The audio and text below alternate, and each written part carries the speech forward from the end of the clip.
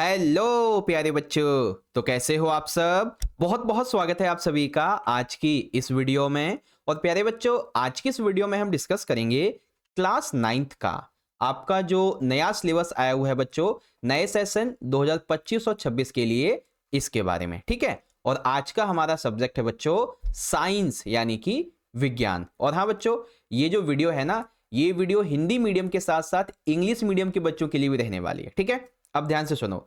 इस वीडियो में ना सिर्फ आपको मैं साइंस का नया सिलेबस बताऊंगा, बल्कि यह भी बताऊंगा कि आपके चैप्टर वाइज ऐसे कौन कौन से मोस्ट इंपॉर्टेंट टॉपिक्स हैं जिससे कि आपके मिड टर्म के एग्जाम में, आपके आने वाले फाइनल के एग्जाम में क्वेश्चन बनेंगे ही बनेंगे। ठीक है।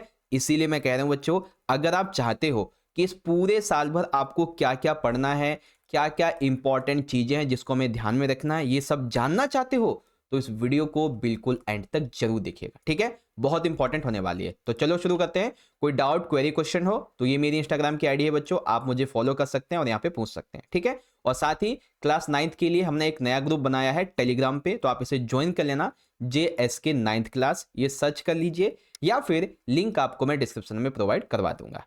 ठीक है। और चैनल पे जो भी बच्चा पहली बार आया है, नया है, तो सब्सक्राइब कर ले और बेल नोटिफिकेशन को ऑल पे जरूर से सेट कर लीजिएगा। ठीक है। तो चलो शुरू करते हैं। देखो, सिलेबस के अकॉर्डिंग सबसे पहले आप अपनी बुक्स देखो। आपकी नाइन्थ क्लास में साइंस की ये वाली बुक रहेगी हिंदी में, और इंग्लिश में आपकी ये वाली रहेगी। मेक श्योर बच्चों, आप जो बुक है ना वो NCERT की ही लें। ठीक है। NCERT की ही बुक्स लें, जो कि आपके लिए काफी बेनिफिशियल होगी। ठीक है। अब देखो, अब बात करते हैं सिलेबस की। तो सबसे पहले 2 मिनट के अंदर पहले हम हिंदी मीडियम में समझेंगे। ठीक है। फिर आपको आगे इंग्लिश मीडियम में समझाऊंगा। ओके बच्चों, तो बुक निकाल लो और टिक मार्क कर लो कौन कौन से चैप्टर आपको पढ़ने हैं।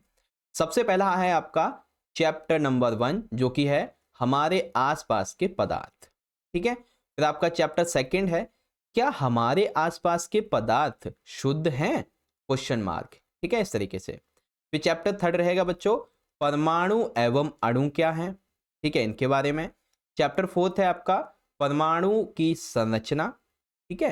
फिर चैप्टर फिफ्थ रहेगा आपका जीवन की मौलिक इकाई। उसके बाद चैप्टर 6 रहेगा बच्चों ऊतक। चैप्टर 7 है आपका गति। चैप्टर 8 रहेगा बल तथा गति के नियम। ठीक है, बल और गति के नियम, इसमें न्यूटन की गति के नियम भी आएंगे। फिर चैप्टर 9 होगा आपका गुरुत्वाकर्षण वाला। ठीक है। फिर चैप्टर 10 रहेगा आपका कार्य तथा ऊर्जा।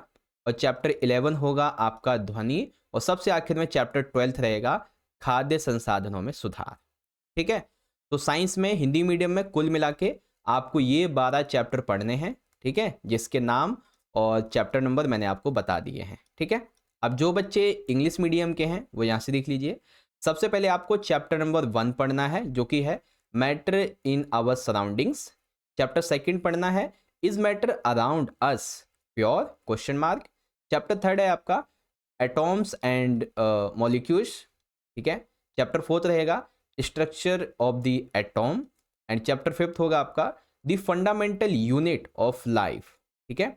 उसके बाद फिर है चैप्टर 6 टिश्यूज, यानी कि ऊतक। चैप्टर 7 रहेगा आपका motion. Chapter 8 force and law of motion. Chapter 9 आपका ग्रेविटेशन। चैप्टर 10 है वर्क एंड एनर्जी। चैप्टर 11 है आपका साउंड। आखिरी chapter 12 improvement in food resources. ठीक है। तो हिंदी में भी समझा दिया, इंग्लिश में भी।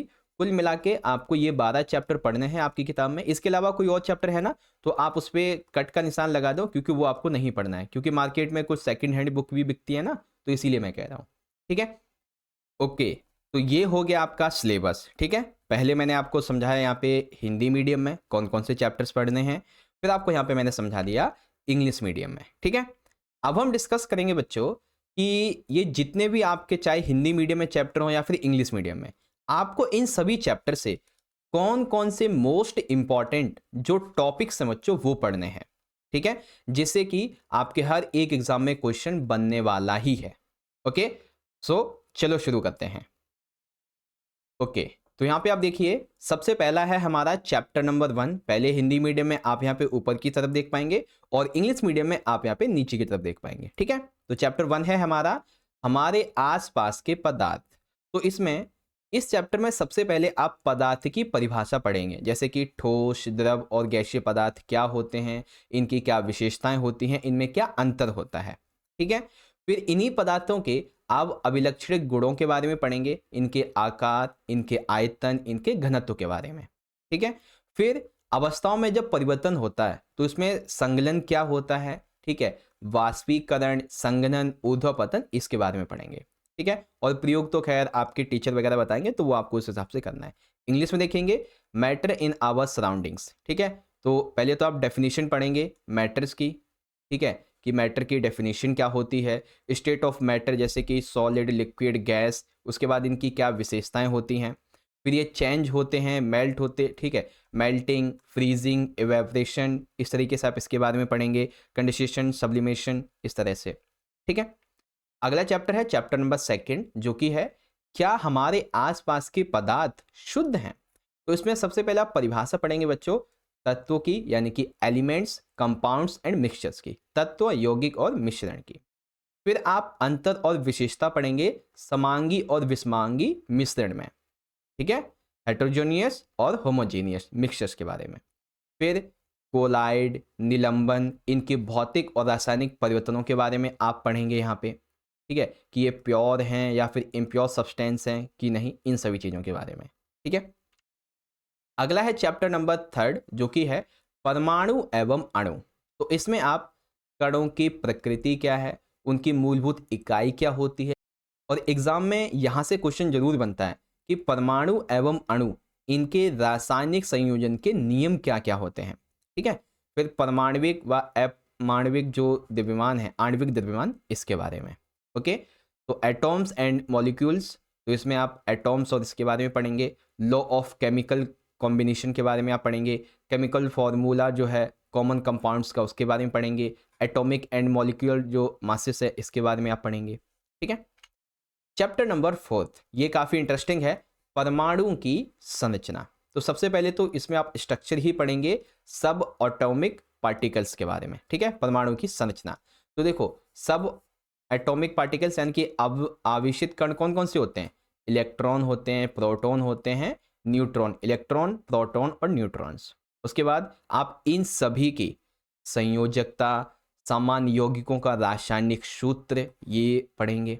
ठीक है। फिर परमाणु संख्या, द्रव्यमान संख्या, समस्थानिक और संभारिक जो चीजें हैं, इसके बारे में आप पढ़ेंगे। ओके। फिर चैप्टर नंबर है हमारा 5, जीवन की मौलिक इकाई यानी कि कोशिका। ठीक है।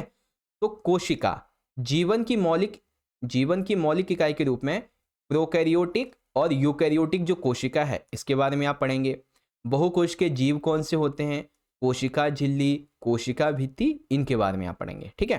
कोशिकांग, कोशिका अंतर्वेशन, हरित लवक, माइट्रोकंड्रिया, रिक्तिता, अंतर्द्रव्य जालिका, ठीक है, गोल्जिकाय, केंद्रक, गुणसूत्र, मौलिक संरचना और इनकी संख्या। देखो मुझे पता है बहुत सारे बच्चों के दिमाग में एक डाउट चल रहा होगा कि सर जी इतने सारे टॉपिक हैं, हम इनको समझेंगे कैसे।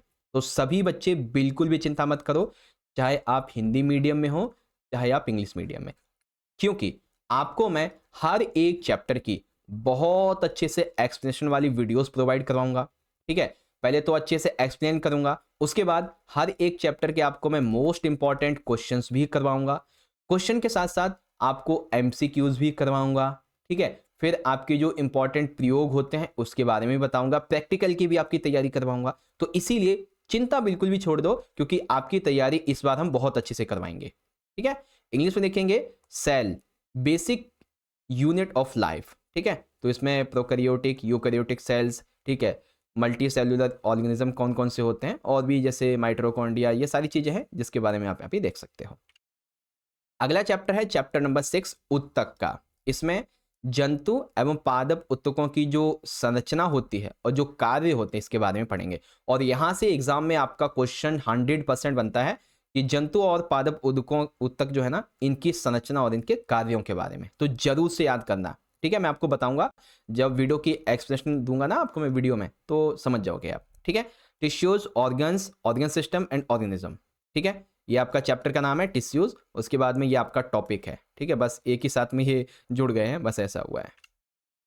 चैप्टर नंबर 7 है बच्चों गति। तो गति में आप दूरी और विस्थापन के बारे में पढ़ेंगे, ठीक है। वेग, एक रेखीय समान और असमान गति के बारे में पढ़ेंगे। त्वरण, समान गति, त्वरित गति के लिए देखो, त्वरित गति के लिए दूरी समय तथा वेग समय ग्राफ, इसको बनाना, इसके क्वेश्चन वगैरह मैथमेटिकली वो भी आपको करने होंगे, है ना। तो ये चीज़ें हैं मोशन के बारे में। ओके, फिर अगला है हमारा चैप्टर नंबर 8 जो कि रहेगा बल तथा गति के नियम।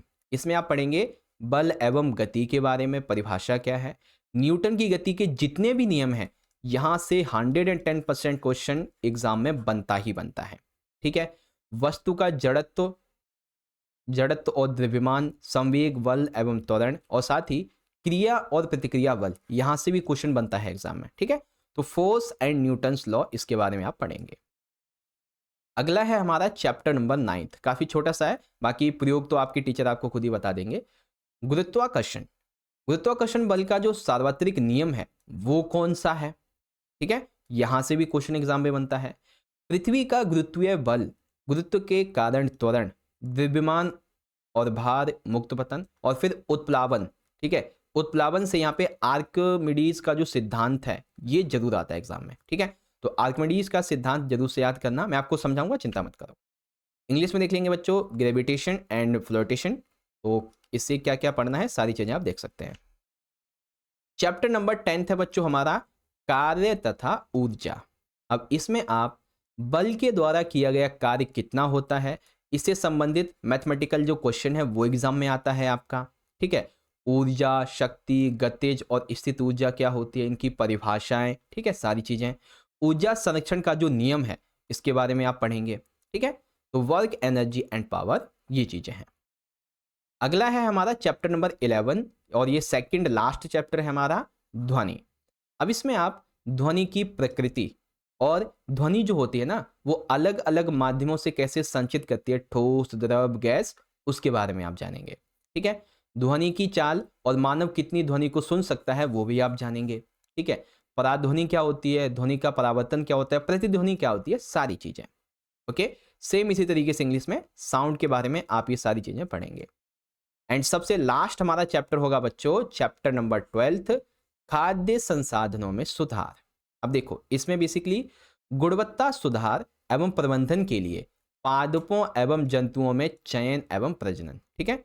पादपों एवं जंतुओं में चयन एवं प्रजनन, ठीक है। खाद और उर्वरक का उपयोग, बच्चों यहां से भी क्वेश्चन 100% आपके एग्जाम में बनेगा ही बनेगा, खाद और उर्वरक के बारे में, ठीक है। रोगों और हानिकारक कीटकों से सुरक्षा और कार्बनिक खेती, कार्बनिक खेती का भी क्वेश्चन एग्जाम में जरूर बनता है बच्चों, तो इसको भी आप पढ़ लेना, ठीक है। सारे के सारे बच्चे बिल्कुल भी चिंता मत करो, क्योंकि आपके लिए जब मैं हर एक चैप्टर की एक्सप्लेनेशन वाली वीडियो लेके आऊंगा, ठीक है, एक्सप्लेनेशन वाली, जिसमें आप अच्छे से आपको सारी चीजें एक्सप्लेन करके समझाऊंगा, तो आपके जितने भी ये चैप्टर्स हैं, ठीक है, जितने भी आपके ये चैप्टर है ना, और जो जो आपको मैंने अभी इंपॉर्टेंट टॉपिक्स बताए हैं, सारे टॉपिक्स आपके क्लियर हो जाएंगे बहुत अच्छे से, ठीक है। बस आपको करना क्या है बच्चों, जितना हो सके आप इस वीडियो को ज़्यादा से ज़्यादा जरूर से लाइक करें बच्चों, क्योंकि आपका एक एक लाइक हमें बहुत मोटिवेट करता है, तो लाइक जरूर करें, ठीक है। शेयर करें अपने सभी दोस्तों में जो भी 9th क्लास में आ चुके हैं, ठीक है। और आप हमारे चैनल पे पहली बार आ गए हैं तो जल्दी से चैनल को सब्सक्राइब करके बेल नोटिफिकेशन को ऑल पे सेट कर देना, ऑल नोटिफिकेशन पे, ठीक है। और जिस भी बच्चे ने अभी तक हमें इंस्टाग्राम पे फॉलो नहीं किया है, फॉलो कर लो बच्चों, क्योंकि हम आपके डाउट वगैरह का वहाँ पे जवाब देते रहते हैं। और साथ ही 9th क्लास का हमारा जो टेलीग्राम का ग्रुप है, सारे बच्चे इसको जरूर ज्वाइन कर लेना, लिंक आपको डिस्क्रिप्शन में मिल जाएगा, ठीक है, क्लिक करके ज्वाइन कर लेना। ओके, अब आपको नेक्स्ट किस सब्जेक्ट का सिलेबस समझना है कमेंट करो जल्दी से, ठीक है। ऑलरेडी हिंदी का और इंग्लिश का आपको बता चुका हूँ, इस वीडियो में साइंस का बता दिया है, 2-3 सब्जेक्ट और बच गए हैं, तो अब आपको नेक्स्ट कौन सा समझना है, सारे बच्चे कमेंट करो जल्दी से कि सर जी मुझे मैथ का, मुझे एसएसटी का, मुझे संस्कृत का समझना है, जल्दी से करो, बाकी वीडियो तो आ ही जाएंगे 1-2 दिन में, चिंता मत करो, ठीक है। चलिए मिलते हैं अगली वीडियो में, बहुत बहुत धन्यवाद, जय हिंद, जय भारत, वंदे मातरम।